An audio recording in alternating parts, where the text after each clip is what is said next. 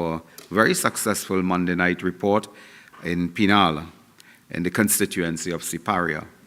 I indicated then that our cabinet was considering, and I'm happy to note that we did consider and approve today a note from the Ministry of Energy and Energy Industries that deals with the amendment to a production sharing contract for a particular block. And this block has been a block awarded over the years to Woodside Energy, and it is the intention here that Woodside Energy, in collaboration with BP, would have entered into discussions on a contract for the development of this field. What we found on coming into office is that the former Minister of Energy and Energy Industries, Mr. Stuart Young, brought a note to Cabinet in January 2025, which is a few months ago, of course, and 2 or 3 months before the holding of the general elections. The former minister brought a note to Cabinet in which he to the production sharing contract, in this contract in particular.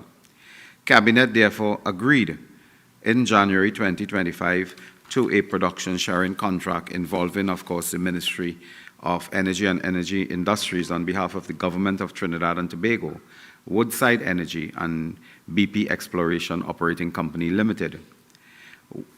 It was only discovered in April 2025 that the note taken to Cabinet and approved contained a detrimental matrix involving costing and returns to the government and the people of Trinidad and Tobago by way of profit share. And the table that was approved, recommended by Mr. Stuart Young and approved by the then cabinet of Prime Minister Keith Rowley at the time, a cabinet that included opposition leader Penelope Beckles, a cabinet that included Mr. Faris Alwari, cabinet that included Mr. Foster Cummings and many others on the opposition benches today. That cabinet approved and confirmed a note that reduced the government share of the profits of this particular profit sharing contract by between 20 to 30%. What it meant is that this country stood to lose if we did not act today. The country stood to lose in terms of revenue 6.7 billion Trinidad and Tobago dollars because of the note taken by Mr. Stuart Young. The country would lose in revenue 6.78 billion Trinidad and Tobago dollars over the life of the proposed deepwater development. Ladies and gentlemen, it is amazing to note that this mistake was actually picked up by the contractor, Woodside Energy, and brought to the attention of our government. We moved with haste to discuss with the players and the stakeholders, and today we approved a new natural gas price class structure and matrix that gave the government of Trinidad and Tobago at the lowest end 10% increase and at the highest end 20% increase in our revenue from that particular project. It amounts roughly, by the calculations of those at the ministry, to be $1 billion United States dollars over the life of the project.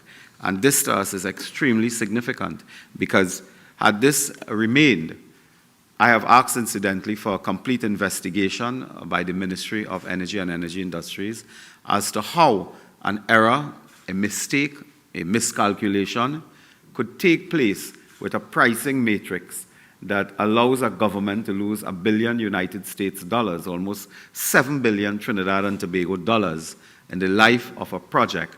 How can a mistake like that take place? I mean, I've known that we have sometimes, it's inevitable and human that we have errors, small errors in minutes and documents and notes and so on. But this is not a small error. This is an error of 7 billion Trinidad and Tobago dollars that was picked up outside of the ministry. And therefore, we had to correct this post-haste. And today we did, and in doing so, we have earned effectively by passing one note at the cabinet. I can tell you, by passing one note at the cabinet, we have just earned 7 billion Trinidad and Tobago dollars. So anybody who asks then where the money coming from, is correcting the mistakes of Stuart Young and others. That is where the money is coming from. Without producing 1 extra barrel of oil per day. And since we came into office, I've said before, and I want to remind you, we have increased oil production from 48,000 barrels of oil per day, which we met today, by almost 5,000 barrels more. We have increased that to about 54,000 barrels of oil per day. We have increased gas production as well. In fact, today, a few moments ago, the Honorable Prime Minister, myself, the Honorable Ernesto Queza, met with the leadership of BP today